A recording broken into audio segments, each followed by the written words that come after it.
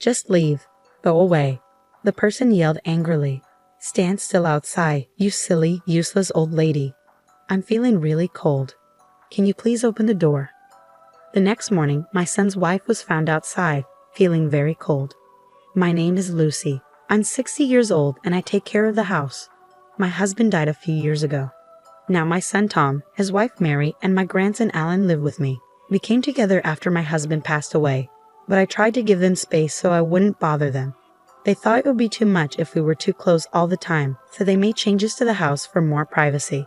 Mary is friendly and likes to spend time with her friends. Maybe it was better for us to not see each other often. Alan, my grandson, is in 4th grade.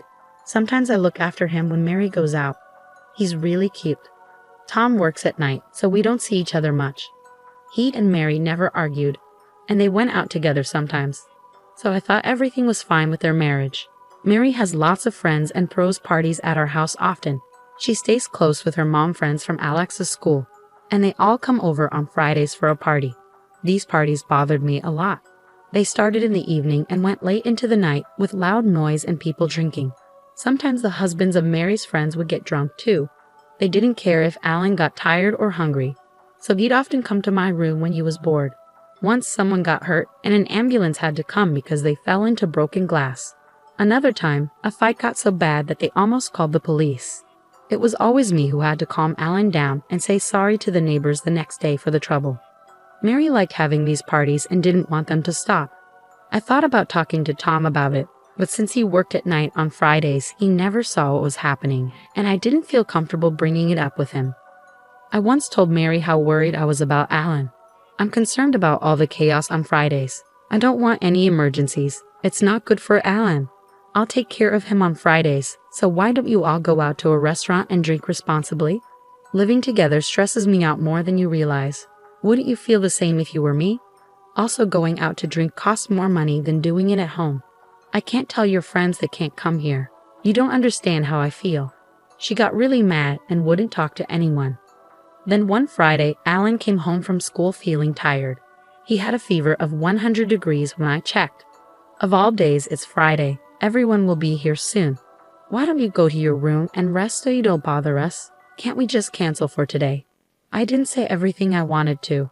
I can take care of Alan today, Mary. Is that okay? I offered, but she declined, probably sensing my frustration. It's fine, she replied. You don't need to worry. We're not that noisy. Why does it always fall on moms when a kid gets sick?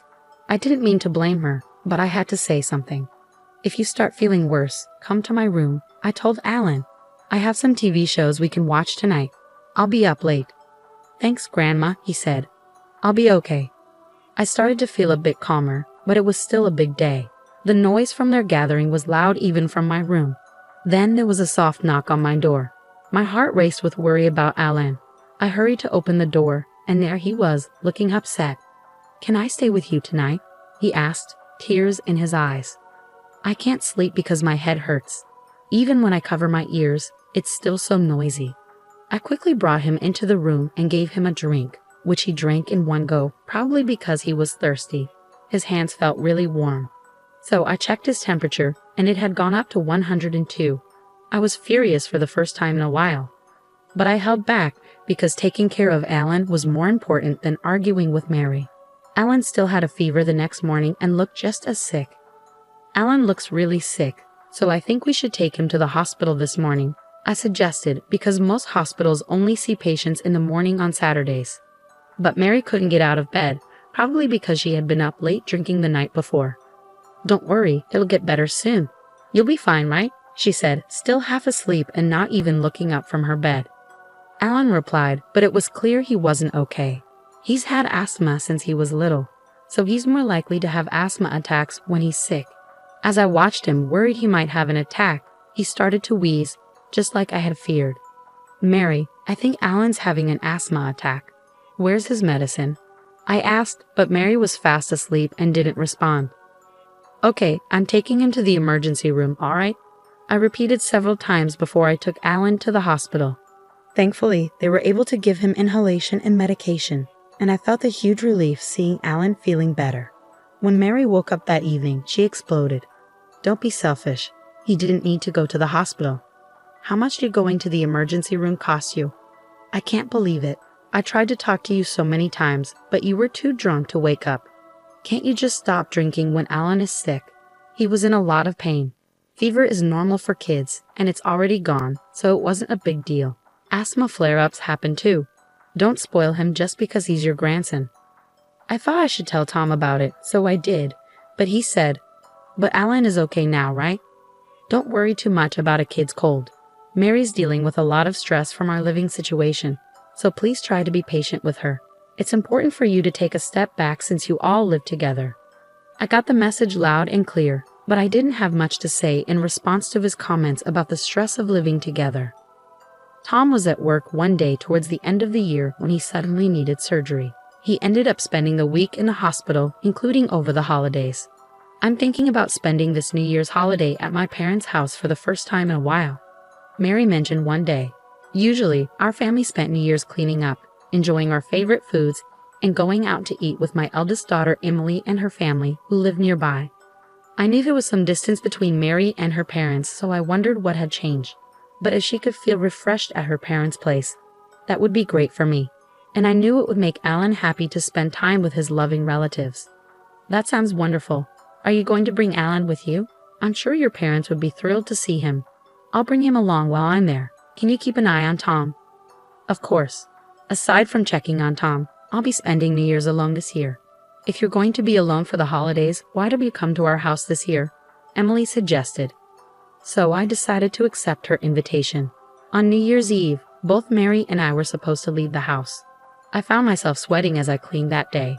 Maybe it was because I was getting older, but cleaning felt like a task I had been avoiding for too long. Mary was out in the morning doing some shopping, so I tried to do as much cleaning as I could by myself. When Mary returned from shopping, she seemed a bit restless, fiddling with her watch. "Lucy, when are you planning to leave?" she asked. "Aren't you done yet?"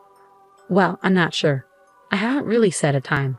I've done quite a bit, but I might not finish everything now. What about you?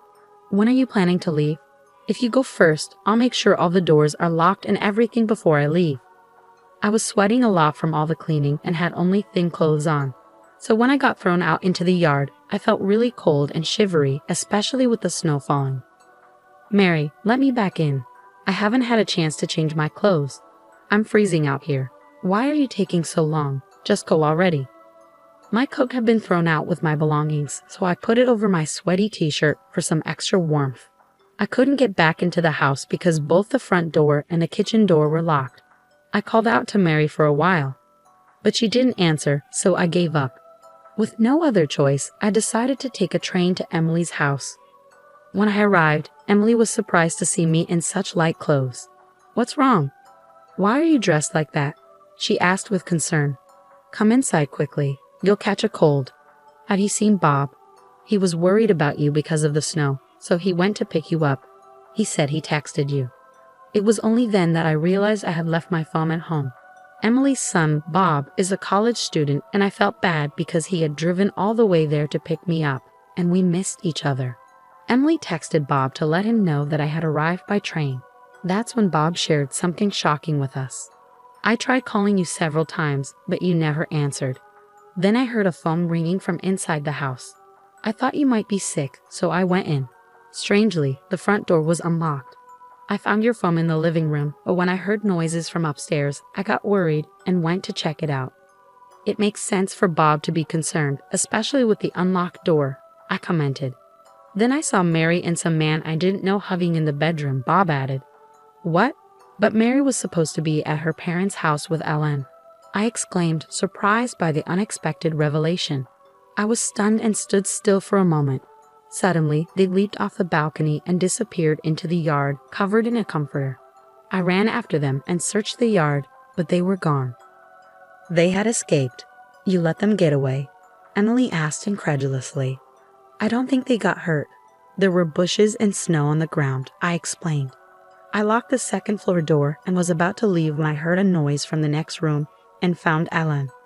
"Alan was small enough to hide behind Bob," Emily remarked. "I'm sorry, my mom told me not to leave my room until after the new year." Alan was in his room surrounded by snacks and juice. "I brought Alan here because I thought he'd have more fun and be more comfortable," Mary explained. I made sure to lock the front door. The spare key is under the flower pot. I'm glad nothing has changed since I was a kid. You did a good job of locking the door, Mom. It's time to talk to Tom about the future. Let's play some games, Alan. The two happily left the room. I'm not interested in Mary's affair right now. They can work it out on their own, but I can't forget what she did to Alan, I muttered. We spent the night relaxing with Emily and the others because it was already late.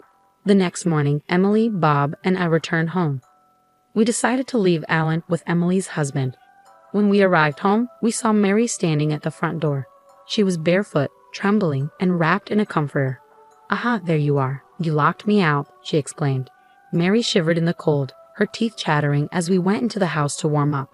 At that moment, I couldn't even bring myself to speak to her. But eventually, once Mary had stopped shivering, I decided to break the silence. I heard from Bob. "Who were you with on the second floor?" I asked. "What are you talking about? You must have the wrong idea," Mary replied defensively. "And Bob, what were you doing breaking into someone's house? Why didn't you use the intercom?" I added. I noticed a pair of men's shoes near the entrance. "But are those Tom's?" "Let me go ask him," I said. Well, there was actually a burglar in the house," Mary admitted hesitantly. I was about to explode with anger when something surprising happened. It was a close call. "That's serious. I think we should call the police," Emily suggested, pulling out her phone. "Wait, I see what you're trying to do. All right, you caught me. So who is that man?" I demanded. Mary hung her head in silence. "Weren't you two together when you jumped off the balcony? What happened to him? Where is he?" I pressed further. "He left a while ago," Mary replied quietly. She seemed shocked to be abandoned by the man she was having an affair with. She had spent the whole night barefoot, wrapped in a comforter, while he had gone home. "Oh, so he left you? That's unfortunate." Bob's words struck a nerve, and Mary's face flushed with embarrassment. "How could you neglect Alan like that? Were you planning to lock him in the room while you had your fun? I'm not interested in your affair, but I can't forgive you for what you did to Alan." I expressed my anger. I agree with her. At his age, he can manage on his own just fine. I'm his mother, but that doesn't mean I have to prioritize him over everything else in my life. I have my own things to do. Just because he's my son doesn't mean he can interfere. Mary defended herself, shocking Emily, Bob, and me with her callousness. Tom will be coming home from the hospital soon. Alan and I were supposed to stay at Emily's house until then. But when the time came for Tom to be released, we decided to have the discussion at our house. However, I didn't want Alan to be there in case Mary said something hurtful to him. So I let him have some fun with Bob, I explained. When Tom arrived, Emily laid out the facts plainly. "Mary, is this true?" Tom asked, clearly shocked. "Well, you were busy with work, and I was lonely. I'm sorry," Mary admitted, her voice shaking. "Mary, did you really lock my mom out of the house in the snow?" Tom asked, seeking clarification. "No, that's not what happened." "And what about locking Alan in the room while you were having an affair?" I interjected, unable to contain my anger. "Tom, didn't Mom tell you about the Friday night parties? Why didn't you and Mary talk about it?" Alan spoke up, surprising us all with his maturity. "I'm not sure how to approach it, but the important thing is to never hesitate to ask for help. I've been exhausted from work too, and it's been tough. And I'm sure Mary has her own issues living with Mom. You two seem to avoid facing problems and take the easy way out. Have you ever thought about others? You need to talk it out and figure out what you're going to do together. You're both adults. But remember, you have to consider Alan. I won't let you abandon him." Tom addressed the situation calmly. A few days later, they decided to get divorced. Mary was ordered to pay child support and alimony to Tom, who got custody of Alan. Mary confessed everything, and the divorce proceeded smoothly. We never found out who she was cheating with. Mary refused to talk about it, and Tom was too focused on building a new life for himself and Alan to dwell on it. But 3 months later, the other man's family found out about the affair, and we learned his identity. To my surprise, the other man was married to one of Mary's mom friends. He was one of the men who sometimes attended the Friday night parties. He and Mary continued their relationship even after she divorced Tom. The reason Mary agreed to the divorce so easily was that she didn't want anything about the parties to be revealed. I can't understand how she could stay with someone who left her out in the cold like that, I mused. Despite having to pay child support and alimony, Mary stayed with him. The other man's wife demanded alimony and that Mary cut ties with him. As I pondered, I couldn't shake off the thought of the unlocked front door that day. They had been so preoccupied with their affair that they forgot to lock it. If it had been locked, Bob would have definitely used the intercom. I told Bob that even if the door was unlocked and he suspected there was a burglar, he shouldn't have gone in because he could have been in danger. I was worried about Grandma, Alan explained. Those two would have been in for a surprise if a cop had shown up out of nowhere and caught them cheating. I'm not experienced enough, Bob admitted. Well, he can be a bit of a goofball, but he always tries to lighten the mood and treats Alan like his own brother, Emily explained, acknowledging Bob's loyalty. Mary had a wide circle of friends, and news of the affair spread quickly among them. Eventually, she left the area, probably finding it too difficult to stay in the same city. It seemed that her group of friends gave them a hard time until they decided to move. They're trying to make ends meet in their new place. They have to support Alan, pay alimony to Tom, and also pay alimony to his ex-wife. Mary's relationship with her parents is strained, and she's working tirelessly with no support, I explained. She called our house once. I'm so sorry, she said. I'm lonely and I'm struggling because I have no one to turn to. Please forgive me. Please help me. It's one thing to want to see or talk to Alan, but it's another to try to avoid taking responsibility for what she did, I thought bitterly. The children of Mary's friends gave Alan a hard time for a while because of Mary's actions. Tom managed to talk to their parents and the kids, and they were able to resolve things among themselves. But I can't help but wonder how much it hurt Alan to have his mother disappear and then be bullied by his own friends, I said sadly. I thought about telling Mary how much Alan is struggling, but I doubt she would care, I admitted. Is that all you wanted to say? Emily asked. Don't contact me, I replied firmly before hanging up the phone. I've moved in with Tom and Alan. There have been challenges, and there will be more to come, but we'll face them together. Tom has also cut back on his work hours to spend more time with Alan. I'm grateful to Emily and her family for all their support during this time, I concluded gratefully. Emily said many things I should have said. Bob cares deeply for Alan, and they've become like brothers. I hope Alan will be raised in a loving family. I'm glad I get to be here to see him grow up, I added with a hint of hope for the future.